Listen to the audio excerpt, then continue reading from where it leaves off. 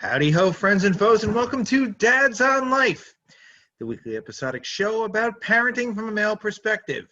I'm your host, Jay Miles, and with me, as always, are my co-hosts, Keith Bogan, Doug Hammerdike, and Chad Holloway. Once again, we are still here. We are here in summer. Things are actually slowly progressing in some areas, in others not, with the movement of the COVID thing and what is going on, the pandemic. One thing that the pandemic has basically essentially blown to hell is summer plans, camps, stuff like that. Basically, this show is summer's fucked, now what? It's the easiest way to put it. It explains itself. So, Chad, do you want to take a crack at this to start us off here? Or what is, I know your son is 19, so his summer is clearly different than some of ours, but what's going on with him, and what's going on in your life with summer? And well, not too much is going on really. Obviously we've had the quarantine the whole time, so once they've kind of loosened up our restriction a little bit, he's been hanging out a little more with some friends. So he was over at a buddy's house last night and spent the night, but for the most part it's been kind of him and I just hanging out at the house. We've tried to get some things done, so it's been more of kind of a working summer, if you will. But some of the summer jobs have been harder to get to with the restaurants closed and that kind of stuff. So kind of put a kibosh on him. So there's been a lot more downtime, obviously. right. And as a college student, he's trying to raise a little bit of money and has not been able to do that necessarily this summer. But for him and I, it's mainly hanging out at the house, and we'll do some things. We're gonna probably try to replumb a little bit, add some outside spigots in the basement and stuff like that. So It has been an opportunity for me to show him how to do some of the things around the house that I haven't had a chance to teach him about in the past. So, but it's not, it's not the same as, going to Florida or going to Europe or some other place that we really like to go. It's just, kind of hang out at home, and, we're making do. Okay. Keith? We are a little different here. I think in the entire time the boys have been alive, we've taken 2 what you call vacations, where we've gone for like 10 days to someplace. Remember the last time we did it was literally 12 years ago. We went to Disney and spring training camp in Florida. Mm-hmm. But what I do with my sons a lot is take weekend trips. Right. 2 4-day baseball classes. We like doing stuff like that. And there's no baseball. So we haven't gone anywhere. We're just hanging out. We're doing a lot of TV binge watching, but I wouldn't call that a summer vacation by any means. Kind of crazy stuff, but because it definitely interrupts the sleep patterns, the cycles. And Jason, that I have a few miles on my car. And by now I would have had a lot more if it hadn't been basically sitting in front of the house for the last 4 months. A few is an understatement. Put it this way. So he's halfway to Al Bundy with the Dodge. I'm not kidding. I have a car with 507,000 miles. Wow. And by now, if we hadn't had an interruption in life, I probably would have been around 540. More than that, probably. Well, no, I mean, I've been adding somewhere between 60 and 100,000 in the last couple of years per year. So it's been a little excessive, but my job hasn't required nearly as much travel. And the boys going away to college, we don't do as much of that weekend stuff as we used to. And the funny thing is we always used to complain that we didn't have enough time to do all those weekend trips and, catch baseball games and stuff like that. And here we have 4 months together. Right. And we can't do anything about it. We can't go and do anything now. I mean, we're all taking it in good humor and all that, and we're spending a lot of quality time together, but it's definitely not the same thing. It's frustrating. Doug, what's going on with your kids and around your neck of the woods? As I'm sitting here, my one son, Colin, who we're discussing, is roller skating around the patio, and I'm right in the middle of his little track, so now he can only go back and forth instead of all the way around.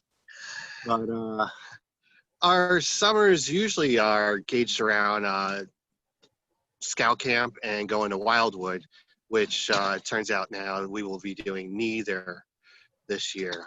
We've moved Wildwood twice and just decided that it's not worth it, and the amount of precautions and all, it's just not worth going down after seeing how the boardwalk is, the amount of traffic and all on it. We toyed with actually going to Knoebels because the numbers have been very low up there. They had less than 100 people in the park the other day, but it got stormed out. So that was going to be Friday. So, now we're just afraid that the parks have become overwhelmed because wristband season. So we're not going to be doing that either. So a lot of the local parks we started to look into because we enjoy going to a lot of the local beaches here and either camping out or enjoying a waterfall. But a lot of the parks in Pennsylvania right now are overwhelmed, like Promised Land and stuff, with people who have nothing to do except I don't have any problem with that, or, because you could camp and be well away from anybody else. Great. But the amount of destruction being done in our parks lately is just like crazy. Just like the trash and all, it's just ridiculous. So I'm not too thrilled about that either, but it seems like a very good option for us right now would be to do some kind of camping thing and or like go up to some of our local parks, like hiking. We enjoy hiking, me and the boys and stuff. Yeah. We've been to several waterfalls in the area. Boulder Fields too is another good one, except that Boulder Fields in the summer, it's hot. So, yeah, college just remind me. Let's go to Hickory Run to the waterfall. So we're getting a little older. This outdoor hiking thing is a little daunting.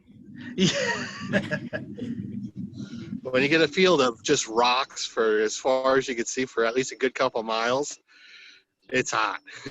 So it's basically just why. Obviously, there's no coverage, so it's that could be brutal. I'm sure. Yeah. I mean, I know it's like sitting in a NASCAR track sometimes. Well, yeah, all right, sure. Summer, so yeah, I know. And we're just sitting there, so I can only imagine what it's like hiking around. See, I would rather be hiking around than sitting in the blazing sun, because at least you get sun movement, maybe create a breeze, something. Yeah. And you brought up the trash on 4th of July. There was somebody did a display at one of the elementary schools, and it was in Old Bridge here, and it was pretty trashed still Sunday morning, but by Sunday afternoon, they knew who it was. And the person had actually revealed that it was their someone in the parenting group had revealed, it was our family. They're going to clean it up. And within like an hour and a half of that message, it was gone. They had gone and taken care of everything. So, but there was, I understand that. It's tough with my kids because with the scouting life, we've actually been written up in the paper for my kids cleaning so many different parks. Just from trash and people who had parties in them and cleaning them up. Right. And now to go out and to see the trash and me to be like, I don't think we should be cleaning up because, I don't know. I just feel weird about it now with the COVID. I mean, I love to encourage my kids to clean up parks, and we bring an extra garbage bag with us wherever we go, and take out trash as we go along. But I just feel weird about it now. I don't know. Sure. Might be my own phobia, but I don't know. You bring up a very interesting point, Doug. Yeah, the COVID thing. if you were looking at a post that I did on Facebook about 3 weeks ago, and the picture that I posted was of a series of toilet paper rolls that were empty. I don't know if you remember the post, but it the discussion started with a project that I had suggested to Jeremy, my 18-year-old son. The school principal had challenged the kids while they were on COVID break, if you will, at home, to come up with projects that would help the community. And we started, I started, and Jeremy laughed at me. I was thinking about the calls that the very young teachers, the teachers of the very young kids make all the time.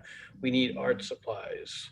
We need empty shoe boxes. We need paper towel rolls and toilet paper rolls, things like that. And we started collecting the rolls. Mind you, he hasn't done anything with this at all, but I've started collecting them. But I can't do anything with them. Nobody's taking any donations of anything. Mm-hmm. Oh, yeah, right. Yeah. So for this summer project, if you will, which was a spring project, now it's a summer project, it's just a collection that's growing over there and nobody can touch it. Right. So we would love to, it'd be great to start galvanizing the community to help the little kids during the school year with things like all the stuff that they use for their art projects. I'm talking like, kindergarten, first, second grade kids. Mm-hmm. The teachers were always begging for that stuff. Yeah. Nobody ever thought to, it's convenient to just throw it out. Why would you save it and bring it to the school? But yeah, even projects like that are on hold. Forget the summer vacations for a moment, but just stuff you would do over the summer to save up to help in the fall for the teachers. So many things are out of reach right now, or not possible. I mean, you go to the store, you could return it in a while. I bought sweet relish, I should say relish, for hot dogs 2 months ago, and then I realized when I got home it was the wrong relish. That I wanted a different type, and Walmart told me, yeah, you can return it when we start accepting returns. I said, this is food. I've had it in the house for 2 months. It might sit here for another 6 months, and then there'll be a 6-week window when I can return it. They don't care if it's spoiled or not. They're just not willing to physically touch it until a certain time when they deem it that it's safe. So I'm going to wind up returning really old relish, and you guys are probably going to buy it and eat it. I just want to let you know, if it doesn't taste right, it was in my house for a long time. But the impacts are far-reaching. They really are. There's so many things that we could be doing, like you said, Doug. That's a great example. We all these community projects to clean up, and now nobody wants to touch anything because we don't know what we're touching.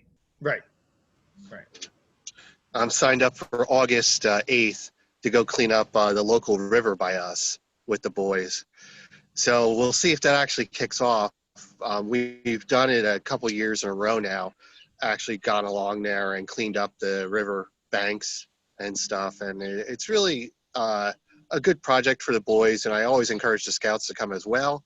But some of the stuff in there, like we found a case of motor oil, found a dead dog, and it's just like, who are these people that live here? Yeah, really. So, dead dog. Oh my God. Yeah. Burial at sea. You never heard of that? So they just threw him in down the embankment there. That's disgusting. So it looked like somebody killed the dog, or the dog drowned or something. No, it looked like the dog had died. They wrapped it in a rug and threw it down the embankment. Okay. Wow. Yeah, burial at sea. That's yeah. But it was just that I wasn't with my kids, and they were with a couple other scouts, and all of a sudden they were like all carrying on that there's a dead dog over there. I'm like, what? No. And they're like, yeah. And I'm like, yeah, and there was a medium-sized dog there. So just out of curiosity, did you dispose of this carcass? I didn't. We called the town leaders, and they made us all move along, and they took care of it however they, seemed fit. Pushed it back in the water. Okay. No, that entire thing was clean by the time we were done, believe me. So wrong. That's crazy. But all they really need to move is the carpet, right? The roll of carpet, because the rest just disintegrates. It's natural. So on the one hand, Doug, on the one hand, how often do you have to go to that particular lake to clean it? Is it a yearly project? The town does it at yearly, yes. So we usually do something around Earth Day where we clean up the whole town, depending on how much participation, which is usually me, my boys, and a couple town leaders. Mhm. And the same deal with the river, doing the river banks by us. Mhm. So it's usually twice a year we do those two projects. Well, Now, the other thing is with people tending to be having been at home a lot lately and not necessarily out polluting the world, I wonder if the problem is less because maybe there's less pollution. Possibly, you know. in Sorry. I keep Yeah. hoping, there's got to be some silver linings here. well, with that there is in Venice, and this was months ago. This wasn't even recently. The canals in Venice are clear, and when I mean clear, I mean you can see the fish swimming in them. That's how clear the Wow. canals in Venice are. And if you understand anything about Venice, they've been very dirty for a very long time. This is pretty big for that to have happened. So yeah, I'm Yeah. sure.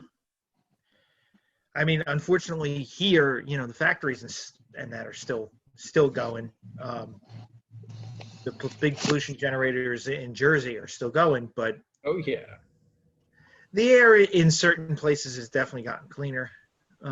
Around here. The smog in India is almost gone. And it used to be you couldn't even see through it. Well, at one point, that was what Pittsburgh was like. You couldn't. I forgot. Coming down through the Three Rivers area, you'd be sitting on top of those hills, and you couldn't see the city. So, and that was the '70s, but it took a while for that to clean up too. Anyway, for us, summer pretty much it's just been. They've been out and about a little bit here and there. They started back at jiu-jitsu 2 weeks ago, and they go 3 times a week, and then they'll start up for camp. They'll go back to camp for a month. Next week they'll start at camp, and that'll take it's 5 days a week, so that'll be a month worth of that. Is it a sleepover camp or a day camp? Day camp. Oh, no. The only sleepaway camps I've heard anything about are up in New Hampshire and Vermont. There's a radio station in Jersey that has been advertised. I guess they paid for some advertising over this whole COVID thing to say that they're open. But that's I don't know if that'll ever happen for the girls. We'll see. I doubt it. Any kind of sleepaway camp, but I don't know. But yeah.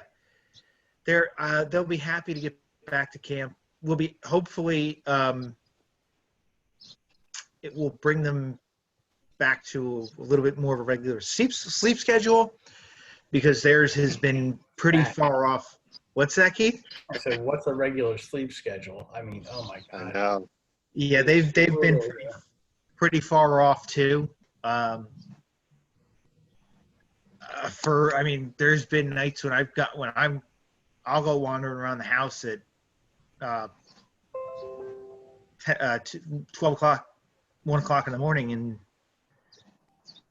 the door opens and out comes usually Delana, and it's like, what's the matter? And she's like, she hasn't slept yet. So, I mean, they are really thrown off. The other thing that has crept into my mind about recently is the mental effect this is having on children. The only seeing your friends through Zoom or talking to them on the phone or anything like that, and other mental effects that it could be, this type of thing could be having on our children. It's a little bit scary to think of, especially for the young ones. Like I said, thankfully they've gotten back to jiu-jitsu, but it's very small classes, so they're getting interaction, but it's not a lot. Hopefully camp will do that a little bit, but then again, there's still that worry of, okay, the possibility of COVID being in the camp, or anything like that. My mother-in-law and my brother-in-law both work at the camp as well, so that's an even bigger concern, especially with my brother-in-law having a newborn.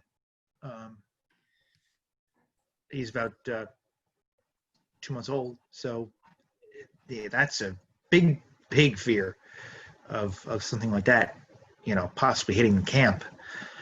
But the thought of, you hope they can control it, can figure it out, and take the measures that they need to take. But in all honesty, if camps go well, it won't make a strong case for school in September. They are all different animals. It could, you're right, but it could start to write what areas they could start looking at doing to combat this, because it's become abundantly clear. I think it was clear in April to me that we were going to be dealing with this in September, October, whether it was still the first wave or second wave or whatever you want to call it, which to me, it's not a second wave. This is the first. This is one big continuous wave that started in February, or started in January really, and is now, you can make cases, for November maybe. I'm sure it had crept its way into the States by then. Oh yeah. It's denied up and down, but yeah, I believe it was too. But just to go back to Jason's psychology thing about the kids and I mean, I also wonder about, like how much effect this does have on the kids, just like, from being trapped inside. All right, well, that's one thing, and not being able to engage with their friends, like normal activities. Like by now would have had so many pool parties and all, which they understand why they can't, but also how it actually affects their mood and all, because either they've been invited to them and now they had to been canceled, and that's a hard thing always to explain to your kids that something's canceled. And just now that, like, while you're talking about schools too, is that people are saying, hey, you need to get your kid ready for school. And it's like, all right, great. And the back to school things are already starting, in some form, and you don't know what to buy, what not to buy, because you don't even know if you're going to have school. Right. And the only thing is, other than that, is that training your kids to wear masks. I mean, I don't know about your kids. I mean, my kids, it's a little bit easier, and I still have to explain to them why. But, well, maybe not Brendan, because he's 13 and he knows everything. He's going to be 14 in a couple weeks. But, I mean, my 10-year-old, Colin, it's a little bit different. I can't imagine, Jason, with your two, that if they do go back to school and having to wear the mask full time. We've been talking to some, apparently, like you were saying with the jiu-jitsu, we had a dance teacher stop by the other day, and she deals with young kids, like 1 through 3 with dance and stuff. And she was just saying that how the parents are disgruntled because they got to drop off the kids. They can't come in the building. Mm-hmm. Then they have to hose down all the kids' stuff, like their shoes and all that stuff, their backpacks, anything they bring with them. Right. Then they try to teach a class, and they got to, like, social distance the kids, constantly remind these kids, at these 1 and 3 age, well, 1st and 3rd grade levels, You have to keep your mask on. You got to stay away from your friends. You can't touch your friends. You can't hug your friends because that's what they all want to do. Sure. And then she said, and then as soon as one of them goes to the bathroom, you have to go and disinfect the entire bathroom, which breaks up the class. And then they start all over again. And I was like, oh, what a nightmare. Yeah. But I'm just more or less wanting to focus on just explaining to kids of your age and me, my 10-year-old's age, that, if they do go back to school, you got to wear this the entire time. People complain right now, hey, I don't want to go to the supermarket with a mask on. Well, how about if they got to wear it for 8 hours? Yeah, I agree. I get in and out of the supermarket in 20 minutes, usually even 30 minutes. I couldn't imagine, as an adult, I couldn't imagine wearing it full time. I tell you, yesterday I was blessed to be invited to Jason's house, had a bite of dinner in the backyard, practiced social distancing as much as possible. And I watched Delana and Sadie. Delana gets it. She didn't try to come near me. I think both girls are rather fond of me, so they're used to me giving them big hugs and picking them up and all that. Delana was pretty good and kept her distance, but Sadie, she just didn't understand. She's 6 years old. And I had to stop her from coming over to me several times. I love her. She's awesome. And I'm thrilled that there's, kids who want to give me a hug. But how would you as a teacher stop that from happening all day long from a bunch of 6-year-olds, 8-year-olds, 5-year-olds, whatever? That's insane. Even if they cut the classes in a third, the kids still want to be next to each other. They don't want to be 6 feet apart or 12 feet apart or whatever. I looked in Sadie's eyes yesterday, and she was so frustrated because no matter what we say to her, Jason, she just isn't ready to understand it yet. No. And I did try to even ask her, hey, do you know why I'm asking you to stay over there and not come over here? And she just couldn't articulate an answer. She tried, but she couldn't. It just doesn't make any sense to her. But I think the 2 points that I think everybody has discussed are really good ones, with regard to the school.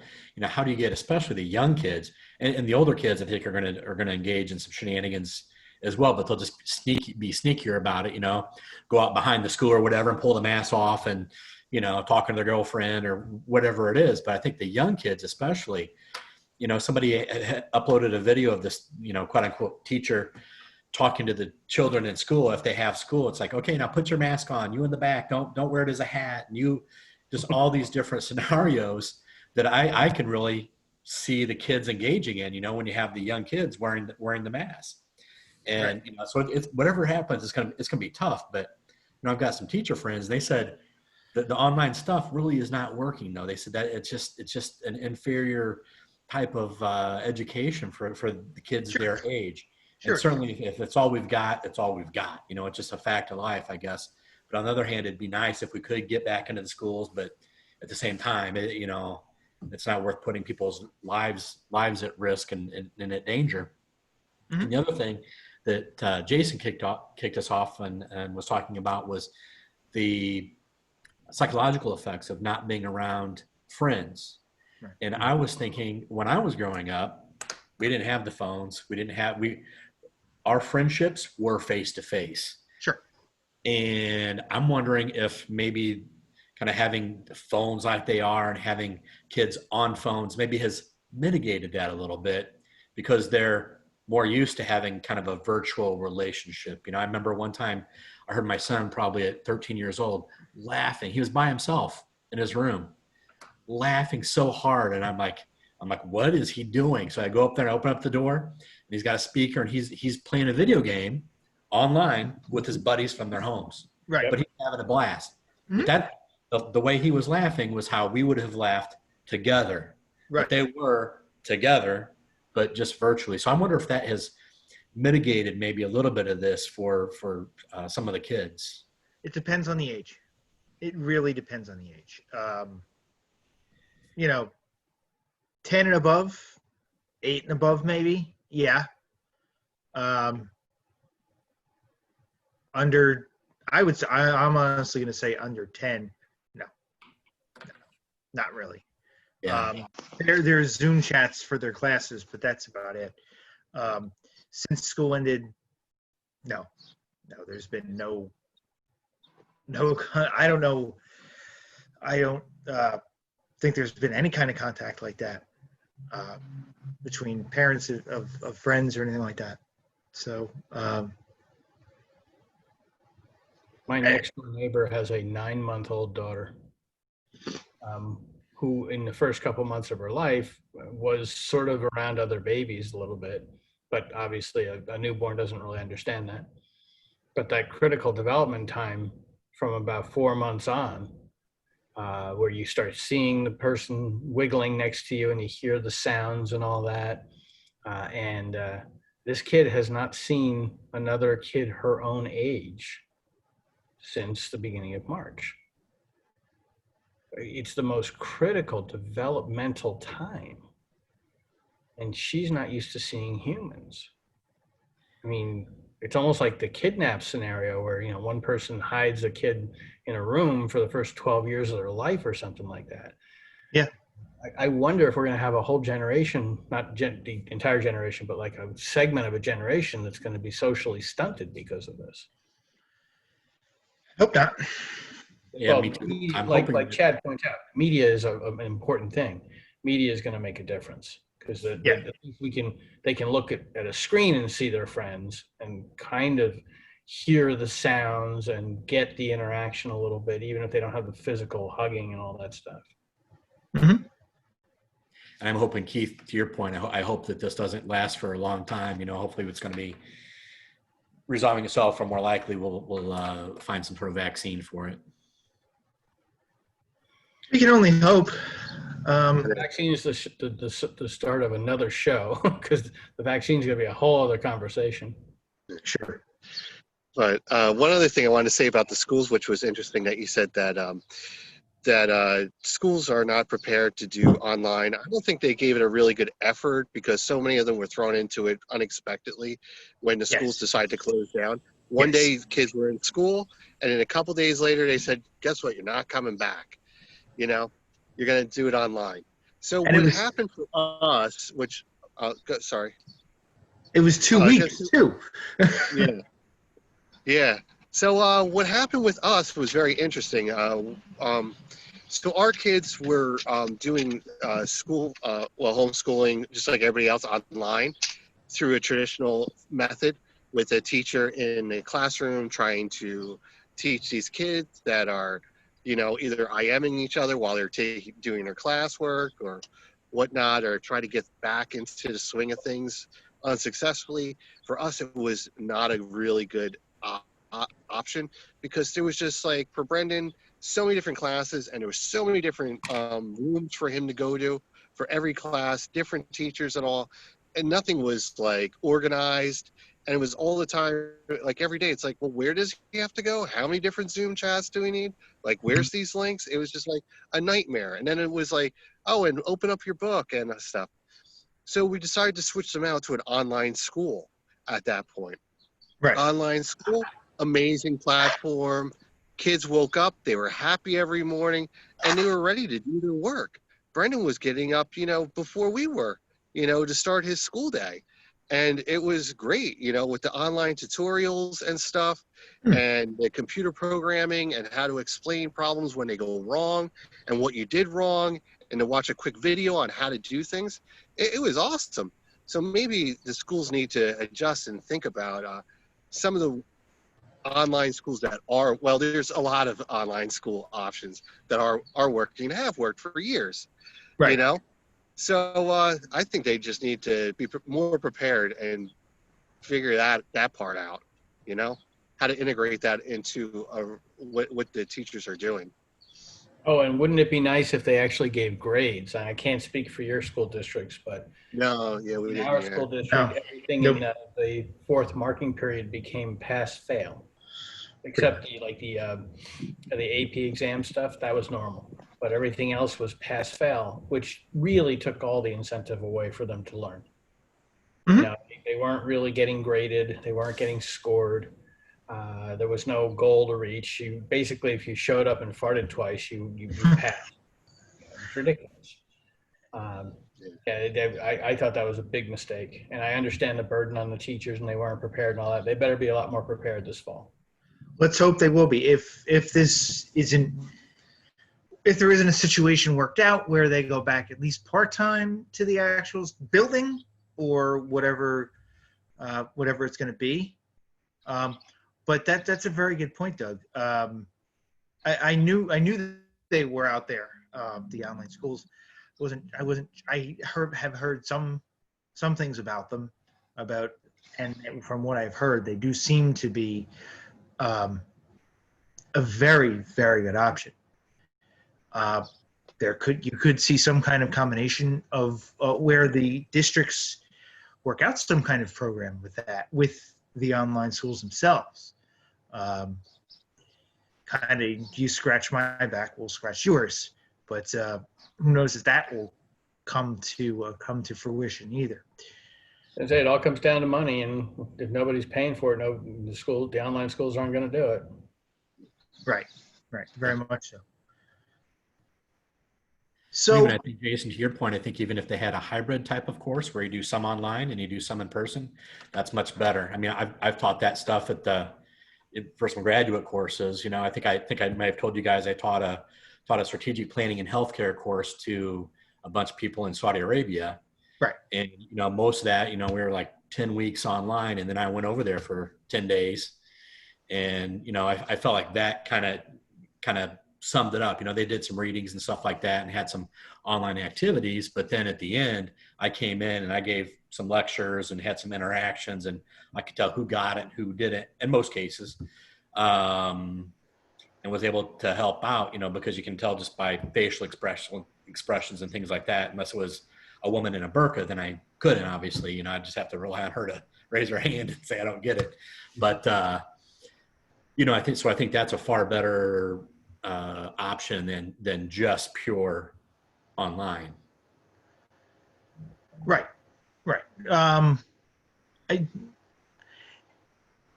Yes and no.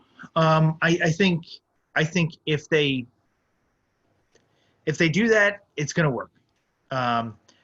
But yeah, they, as Doug said, they were thrown into this.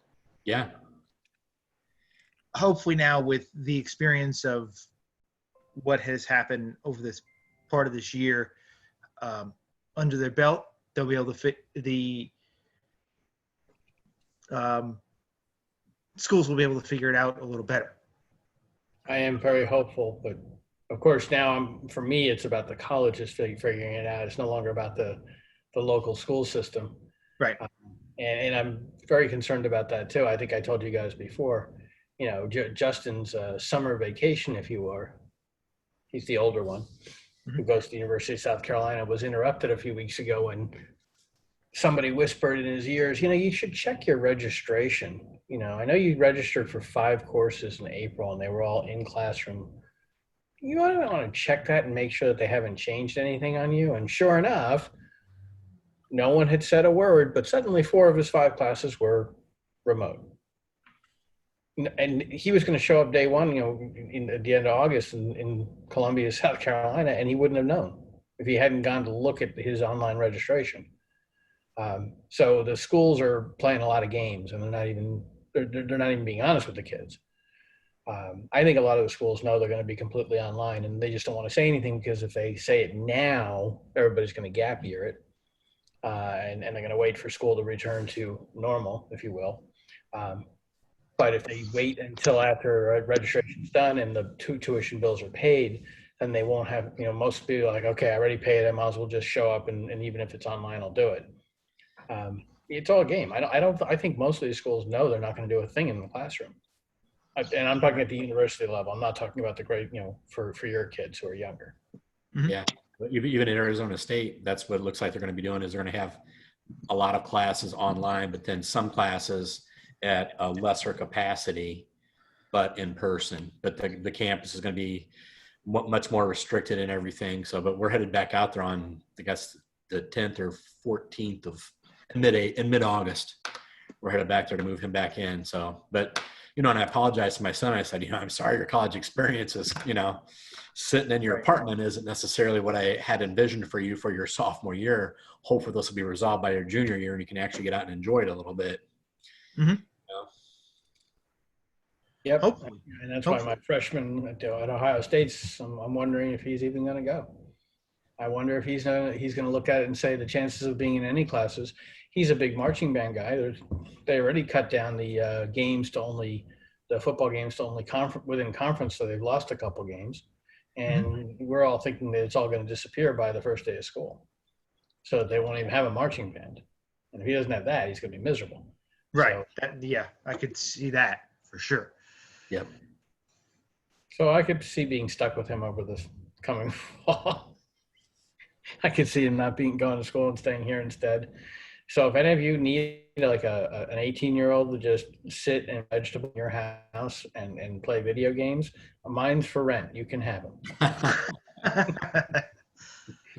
And if yours is like mine, eats lots of food too.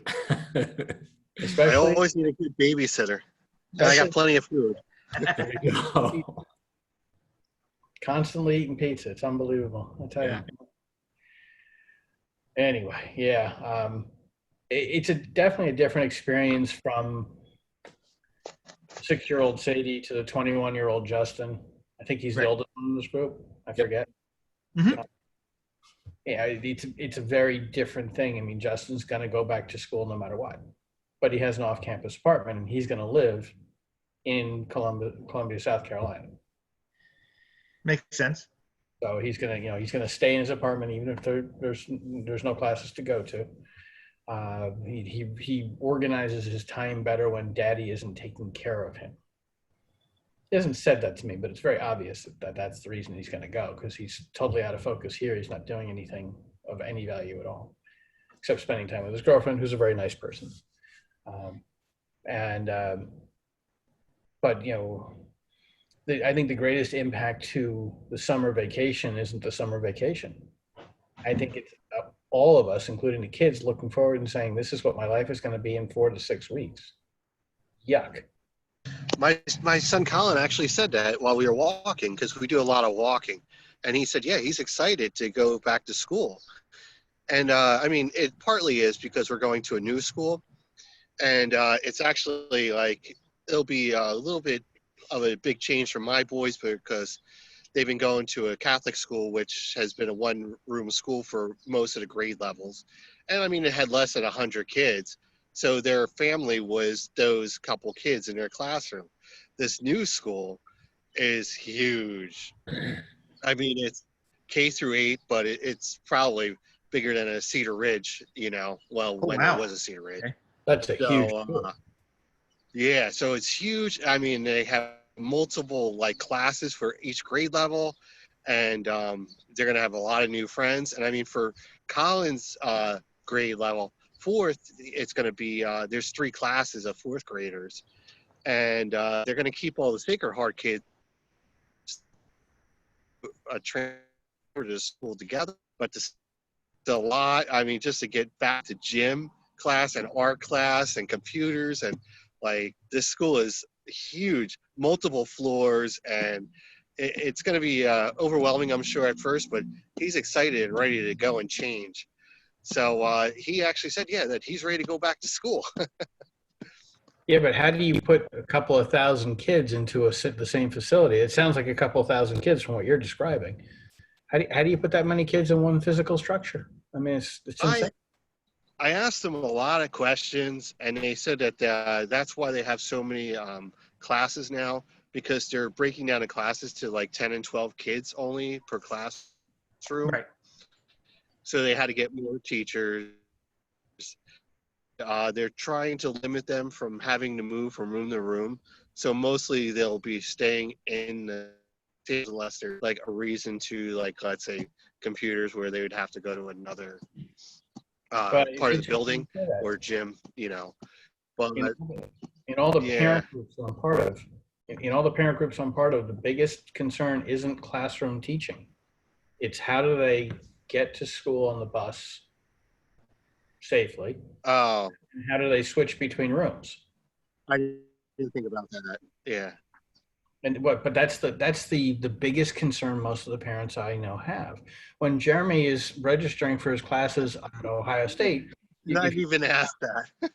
if you think about campus living, you're going from one classroom to another, and instead of looking at what room number is it, you're literally on Google Maps saying what hall are you in for this class, and then how many minutes does it take you to get to the next one. If you have a 20-minute gap, can you make it? But you can't just go by what the map says, because then when you enter the building, you have to walk upstairs. And are the stairs limited? Is there going to be a queue to get into the stairs because you can't have that many people? Do they have elevators, and is it only going to be two people per elevator when kids are crushing to get to the next class? So when Ohio State's, I think it's like 58,000 students. How do you do that? How do you have kids going back and forth? It's actually much more of a challenge when they're trying to get in between classes and when they're trying to get to campus or to the school, as opposed to sitting still in a classroom. That's actually less difficult to manage than the movement between the classes. Right. And that's what might make it impossible to have public school. That is definitely going to be a problem. You're absolutely right. And that could be, that could be in every school too. I mean, that may not, colleges, of course, but even, all the way down to elementary school, there could very well be some issues there. It's a very, very good point. And that's what my kids are sitting here thinking. I know they're kind of enjoying sitting here playing video games and seeing their girlfriends. And it's sort of like a summer vacation to them that they haven't had in years, because they march drum corps, so they haven't had a relaxing summer in several years. But we talk almost every day about how could this possibly work. So they're really preoccupied with the idea of, I don't know if the fall is going to happen. I don't know if my next semester is going to happen. I don't see how it could work without a lot of people transmitting the virus and then eventually shutting it down. Right. That's again, good point. Who knows we are in uncharted waters is the best way to put this right now. We are very much in uncharted waters, and it could take a while before we figure this out. No one knows for sure, because this is, like I said, this is unprecedented. We've never dealt with anything like that before. And hey, Elvis.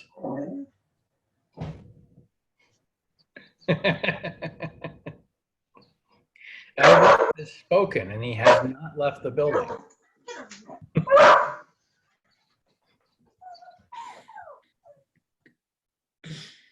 That's fine. Now our show has officially gone to the dogs.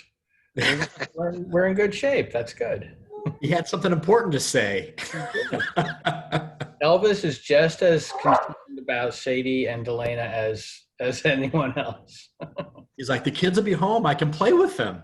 That's right.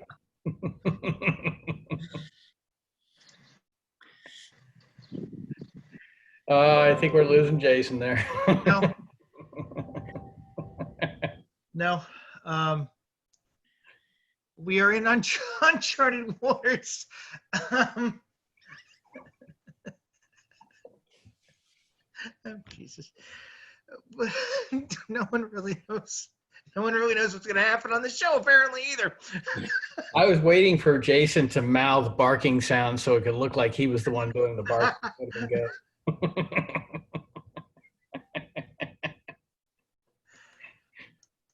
good. Murphy's Law. Anyway, uncharted waters. It's going to be focus. It's going to be a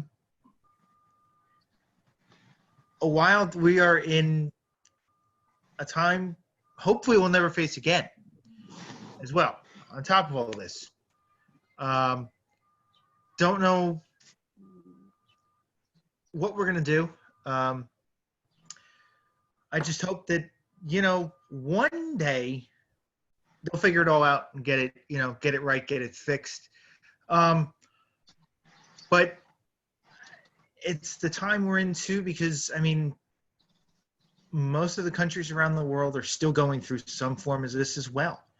So, everything opened up in other countries, and then it just kind of has slowly seemed like it backed down like we did as well.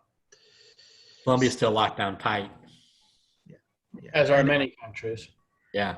Italy started to regress back as well. I know a couple of European countries started to go backwards again, like we have. But almost nobody's as bad as we are. Brazil and us, we're the leaders. Well, right now, at least our leader doesn't have it. So we may be a little bit better off. Maybe not much, but we might be a little bit better off. And if I remember correctly, didn't they say that summer would put this to bed? Anybody remember that? Heat should kill the virus. Yes, heat should kill it. Boy, that worked really well. I'm very impressed. Yeah. Anyway. Let's try the bleach next. So we, as much as this has messed up summer, has it really messed things up?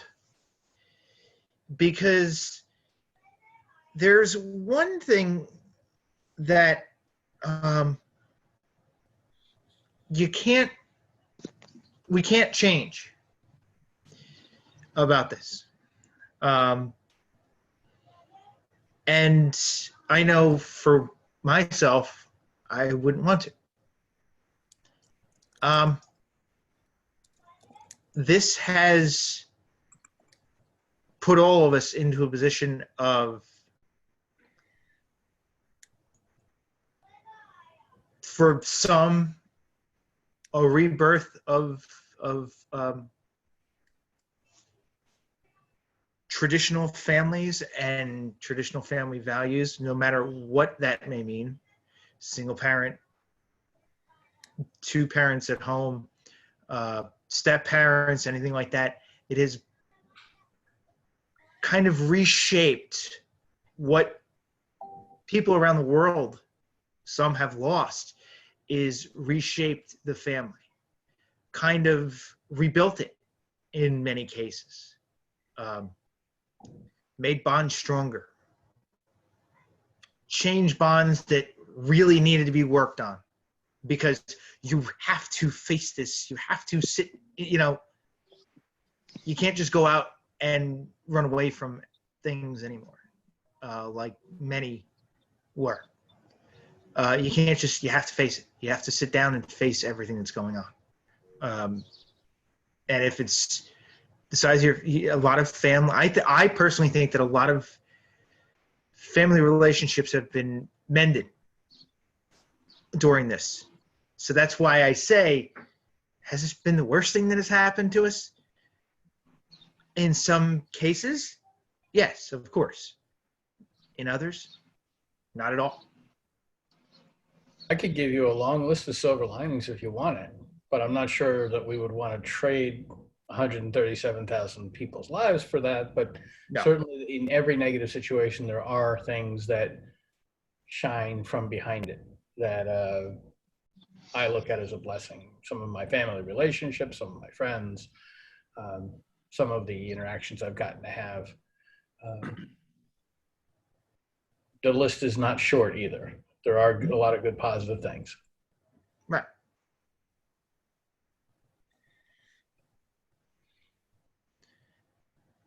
Anybody else? Chad? Doug? Somebody? Yep, I agree. I think there's some positive things and some negative things, like most situations. And, I think even though it's a little different summer than we had originally planned, I think we're overall happy, but I think also usually in my equation of life, I build in a variable for the unexpected and the unknown. So, and I kind of roll with it. So, you can't get upset about the things in life that happen, not not like this anyway. I mean, you just got to roll with it. And we would not be doing this show, and we would not know each other if it wasn't for what happened. Yeah. Yep. Yeah, pretty much. I agree. I'd be in the middle of Alabama or Mississippi right now. I'm on tour, and I wouldn't have had a chance to ever meet you guys. Yeah. And I probably would have been in Colombia. This is true. This is true. Yeah. And But- Doug would be off wandering through rocky parks. Or the Jersey Shore. We love That's the true, shore. too. Yeah, this is true. This is very true. I probably would be down there today, honestly. This would have been the kind of day to go down there. I know, but unfortunately, my wife told me about Manasquan today, and that's disheartening. But, What happened? We don't know what's going on in Manasquan. All the lifeguards came up positive, Oh boy. and they Really? only just opened. Yeah. Oy. So now they're closing everything down at Manasquan. So you could only see the rest of the Jersey Shore following the same. Fabulous.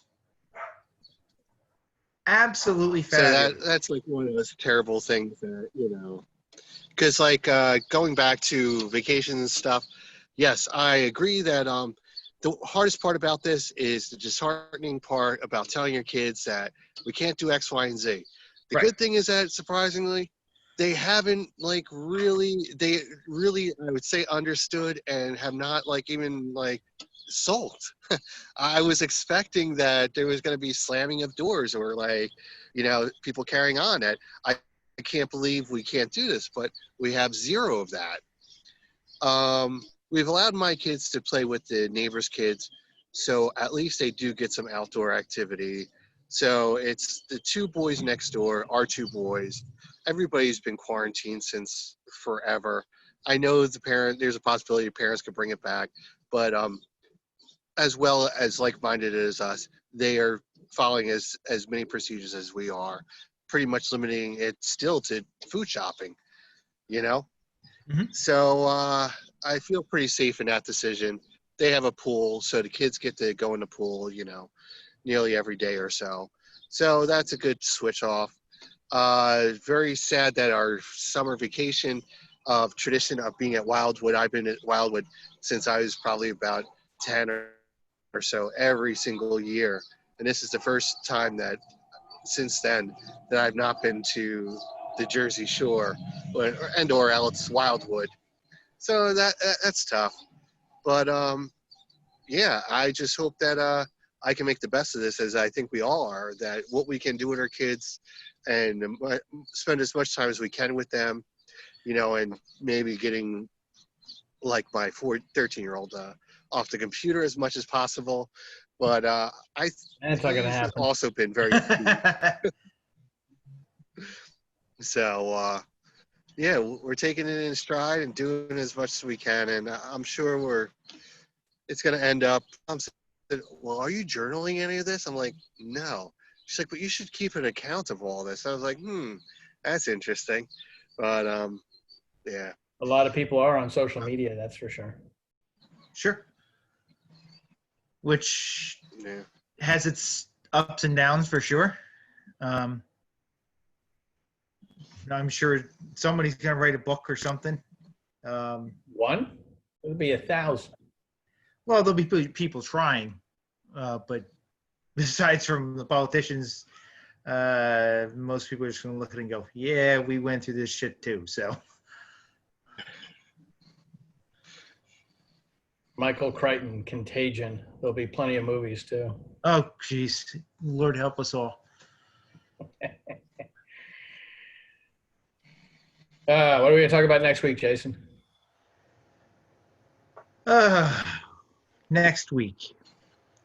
There's no holidays. There's no anything else going on, but